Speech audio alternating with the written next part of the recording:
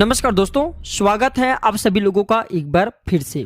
मुझे यह वीडियो फिर से इस वजह से बनाना पड़ा है ताकि नवरात्रि में आप सब बाद में गलती न कर बैठे। अर्थात नवरात्रि के बाद में जो चावल होता है, जो जौ होता है, जो जोध के बत्तियां होती हैं, जितने भी हम नवरात्रि के समय में सामग्री चढ़ाते हैं, सबका क्या करें। ये सब आप गलत तरीके से नदी में विसर्जित कर देंगे, इसके फायदे नहीं जान पाएंगे। इसलिए मैं ये वीडियो फिर से बनाना मुझे पड़ रहा है और मैं आप लोगों को फिर से जानकारी बता रहा हूं। तो यह वीडियो ध्यान से देख लेना। इस वीडियो को देखने के बाद आपको पूर्ण रूप से समझ में आ जाएंगे कि इन सामग्री का क्या करना चाहिए। जय माता दी। देखिए, आप में से अधिकतर जो लोग हैं नवरात्रि में बहुत सारे गलती कर बैठते हैं। ऐसे गलती के 9 दिन तक आप माता रानी की खूब पूजा करते हैं। माता रानी की पूजा करने के बाद जो चावल होती हैं, जो श्रृंगारिक सामान होती हैं, अगरबत्तियां की जो कहा जाए जले भस्म होते हैं, जो श्रृंगारिक सामान होते हैं, जो देवी सिक्का होती हैं, ये सब नदी में जाकर के विसर्जित कर देती हैं। यही सबसे बड़ी मूर्खता है। सारी जानकारी इस वीडियो में मैं आप लोगों को विस्तार से बताऊंगा, इनका क्या करना चाहिए, कैसा करना चाहिए। क्योंकि आज मुझे देवी प्रेरणा मिली, मुझे गुरुओं के द्वारा प्रेरणा मिली कि आप ये जानकारी समाज में बताइए। क्योंकि अधिकतर लोगों को नवरात्रि में 9 दिनों तक खूब पूजा करते हैं, पूजा करने के बाद भी उन्हें फल नहीं मिलते। क्यों फल नहीं मिलते? यही सबसे बड़ी गलती करते हैं। माता रानी स्वयं उन्हें प्रसाद देकर के जाते हैं, उनके फल प्रदान करके जाती है, लेकिन व्यक्ति उन फल का सदुपयोग नहीं कर पाते। देखिए, जो कुएं हैं अगर आपके पास में, और अगर आप कुएं से पानी नहीं निकालेंगे तो आपके प्यास कैसे बुझेंगे। ठीक उसी प्रकार आपको जानकारी नहीं है, प्रसाद तो आपके पास में है लेकिन उनका प्रयोग करना आप नहीं जान रहे। कहने का मतलब है, मैं जो तरीका बताऊंगा इस तरीके से आपके जीवन में चले परेशानी, गरीबी, रोग, दोष, तकलीफ, हर प्रकार के मनोकामना की पूर्ति होगा। वीडियो को ध्यान से देखना। आज मुझे अपने गुरुओं के द्वारा प्रेरणा मिली है, माता आदि शक्ति के द्वारा प्रेरणा मिली, इसलिए ये जानकारी बता रहा हूँ। वैसे ये जानकारी आपको यूट्यूब में अगर आप ढूंढ लीजिए, कोई भी अगर बता दे तो जिंदगी गले काट करके चढ़ा दूंगा। मैं आप लोगों को वही जानकारी बताता हूँ। प्राचीन ज्ञान चैनल का मकसद है जनहित एवं जन कल्याण करना। अगर हमारे वीडियो में बताए गए उपाय से किसी एक भी व्यक्ति का भला होता है तो हमें भी पुण्य की प्राप्ति होता है, हमें भी अच्छे लगता है और हमें भी काफी आशीर्वाद आप सभी दर्शकों की प्राप्त होता है, माता रानी की कृपा प्राप्त होती है।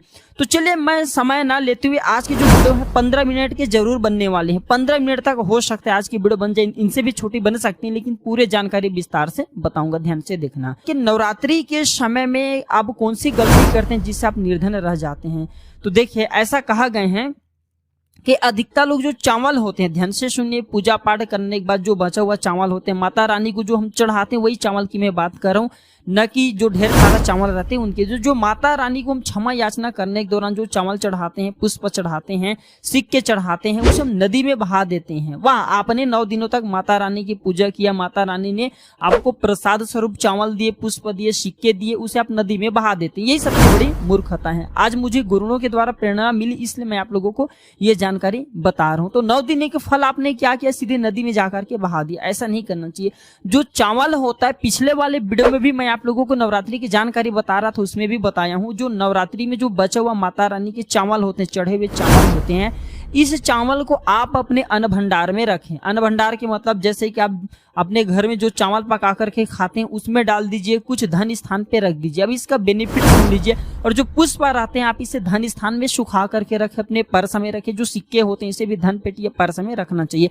अब इसका फायदा सुन लीजिए। जो चावल होता है माता रानी का चढ़े हुए मंत्रों से सिद्ध होता है। माता रानी को चढ़े होने के कारण नवरात्रि में माता नव दुर्गा साक्षात 9 स्वरूप में विराजित रहती है। तो ये जो चावल होते हैं जागृत अवस्था में हो जाते हैं। अब इस प्रकार के चावल को आप खाते हैं तो आपके शरीर में, क्योंकि 1 से 2 दाने आपको जो चावल पकाए उसमें आपके गृहिणी को बोल देना है, घर में जो खाना बनाती है उन्हें बोल सकते हैं, माता बहने को, तो डाल करके नित्य आप इसे पकवाएं। तो क्या होता है, आपके शरीर में इस चावल को खाने के बाद रोग, दोष, व्याधि, किसी प्रकार के जो आपके शरीर में कष्ट है, शारीरिक पीड़ा है, मानसिक पीड़ा, वह दूर हो जाते हैं और माता रानी का आपको कृपा प्राप्त होता है। माता रानी की कृपा से आपके शरीर में एक ऐसा ऊर्जा उत्पन्न होता है जिस ऊर्जा से आप अपने आप को स्वस्थ महसूस करते हैं और अब जहां भी चले जाइए, जिस भी कार्य को करिए, वह कार्य आपके सफल होते हैं। और कभी भी इस चावल को थोड़े से खाते हैं आपके पेट भर जाते हैं, यानी कि इसमें तृप्ति जल्दी मिलती है और आपके घर में कभी भी अन्न नहीं खंगता। ये देखा गए हैं।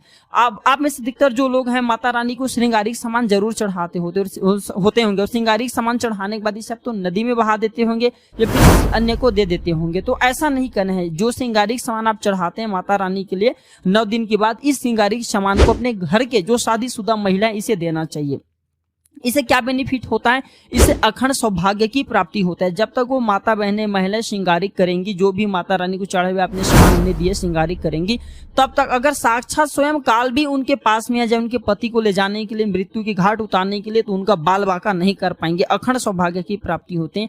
महिलाएं घर की साक्षात लक्ष्मी होती हैं, इसलिए जो बचे हुए माता रानी को चढ़ा के श्रृंगारिक सामान होती है माता बहनों को जरूर देना चाहिए। अब इधर मैं आप लोगों को बताना चाहूंगा, आप में से अधिकतर लोग जो जोत का बचा तेल होते हैं इसे क्या करते हैं? नदी में विसर्जित कर देते हैं। सबसे बड़ा यही गलती है।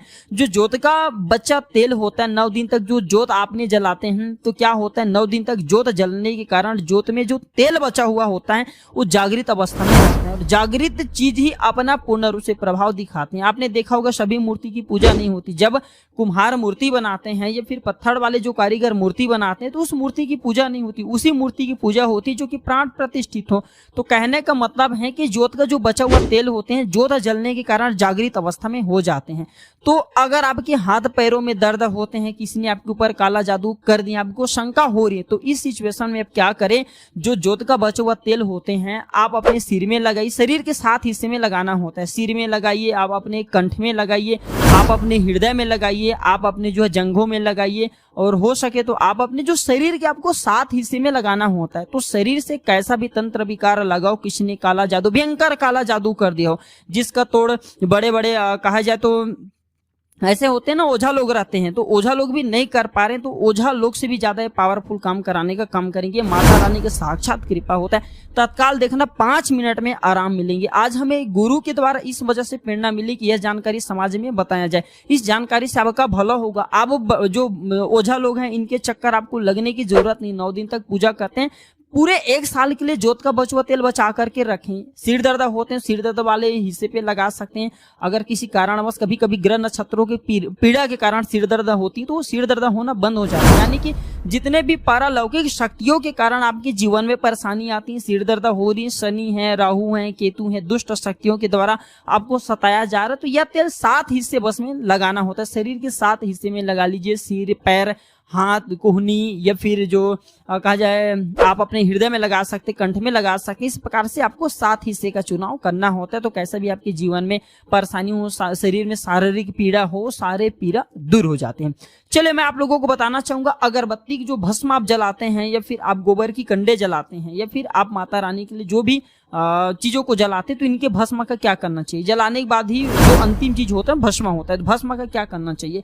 तो पूरे साल के लिए, 1 साल के लिए इस प्रकार के भस्म को बटोर करके रखना चाहिए। जो अगरबत्ती का भस्म है, या फिर आपने कहा जाए गोबर की कंडे के भस्म रखे हैं, क्योंकि माता रानी को हम जो कच्चे धूप जलाते तो इनके भस्म भी काफी सारे हो जाते हैं। तो क्या इसे हमें नदी में बहा देना चाहिए? अगर ज्यादा है तो नदी में बहा दीजिए, बाकी कम से कम आपको 1 साल के लिए आपको ये भस्म अपने पास में जरूर रखना चाहिए। मैं भस्म का बेनिफिट बता रहा हूँ, इसका फायदा बता रहा हूँ। इससे पहले अभी तक जय माता दी नहीं लिखे तो जय माता दी लिख दीजिए। अगर आप जय माता दी लिखते हो तो हमें भी काफी गर्व होता है, और हम जो जानकारी बताते हैं उसमें हमें आनंद मिलती है। तो जो भस्म होता है इसका क्या करना चाहिए? अगरबत्ती की जो भस्म होता है इसे पूरे 1 साल के लिए आपको बचा करके रखना होता है, और इसे थोड़ी थोड़ी आपको खाना होता है। अगर आप चाहते हैं कि आपकी अध्यात्म उन्नति हो, आपकी प्रगति हो, तो ये थोड़ी थोड़ी मात्रा में खाना शुरू कर दीजिए। आपके जो सोचने समझने की क्षमता है इतना ज्यादा पावरफुल हो जाएंगे कि आपके आसपास में रहने वाले लोग जितने सोचते हैं उससे 1000 गुना ज्यादा आपकी सोच बढ़ जाएंगे। जिस भी कार्य को करने के लिए जाएंगे उस कार्य में आपको तरक्की मिलना शुरू हो जाएंगे। और एक खास बात,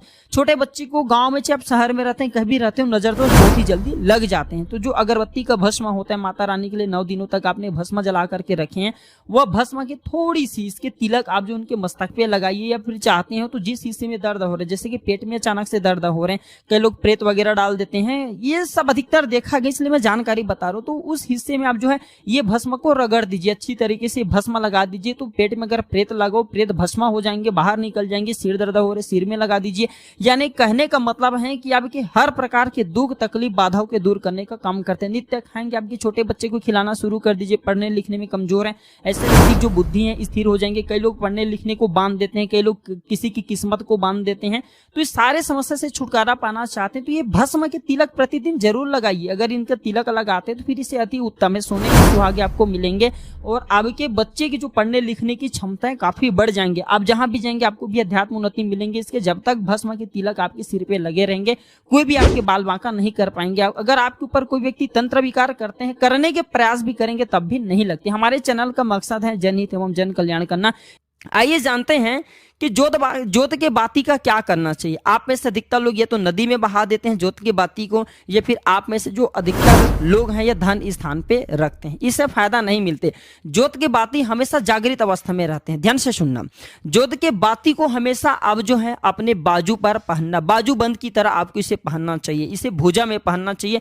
हमारे कई ऐसे तांत्रिक महात्मा तथा कई सारे से तांत्रिक लोग हमारे साथ जुड़े हैं, तांत्रिक महात्मा भी है। तांत्रिक महात्मा क्यों बोल रहा हूं? क्योंकि उन्हें तंत्र के भी जानकार है और एक प्रकार को महात्मा भी उन्हें धर्म की जानकार है। तो मैं उन्हीं के आधार पर मैं जानकारी बताऊंगा कि जोत की बाती को हमेशा बाजू में बाजू बंद की तरह पहनना चाहिए। अगर लड़की है तो लड़के हैं इसे अपने भुजा में आपको इसे पहनना चाहिए। क्यों पहनना चाहिए? क्योंकि ये कोई साधारण बत्ती नहीं है, ये साक्षात माँ दुर्गा का आशीर्वाद होता है, ये माँ साक्षात दुर्गा का कृपा होता है, प्रसाद होता है।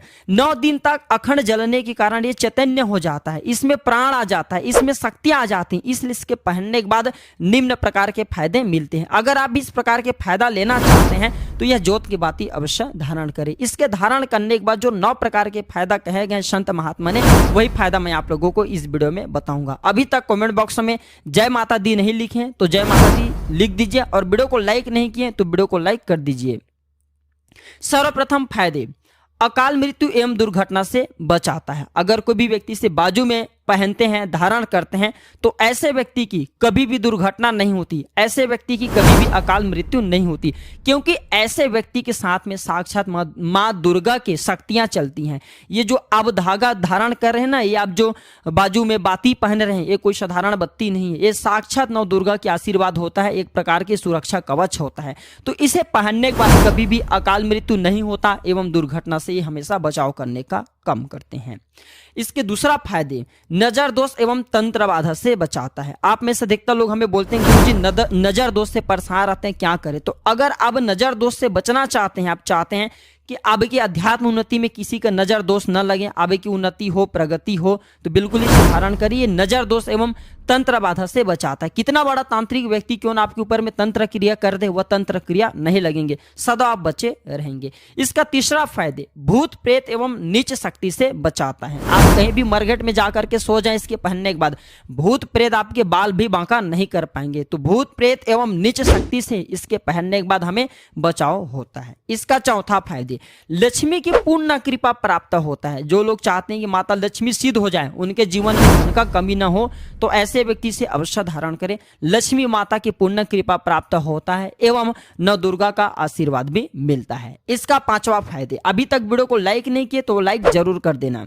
और हाँ, फिर से मैं गुजारिश कर रहा हूं, जय माता दी नहीं लिखें तो जय माता दी लिख देना।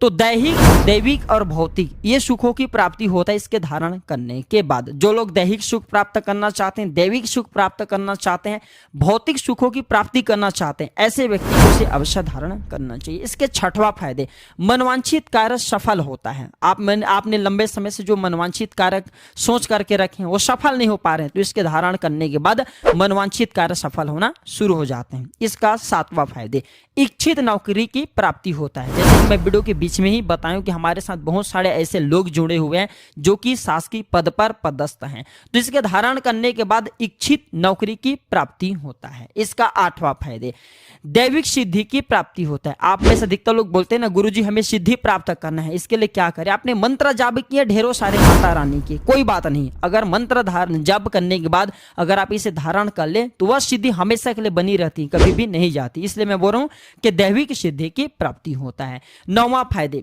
माँ दुर्गा आपके शरीर में हमेशा अंश रूप में विराजमान रहती हैं। जब तक आप इसे धारण करे रहेंगे तब तक माँ दुर्गा अंश रूप में आपके शरीर में विराजमान रहेंगी। और जाहिर सी बात है, जिनके शरीर में न दुर्गा वास कर जाएं, ऐसे व्यक्ति के जीवन में अन्न, धन एवं किसी भी प्रकार के वस्तु का अभाव नहीं होता। तो ये वीडियो देखने के बाद आप समझ ही गए होंगे कि जोत के बाती का क्या करना चाहिए। अगर यह जानकारी अच्छी लगी हो तो इस वीडियो को लाइक जरूर करना और जन कल्याण के लिए इस वीडियो को आगे जरूर शेयर करना। इस वीडियो को देख करके बहुत से लोगों का भला हो सकता है। आज की जानकारी यहीं पर समाप्त करता हूं दर्शकों। वीडियो देखने के लिए धन्यवाद। नमस्कार, जय माता दी।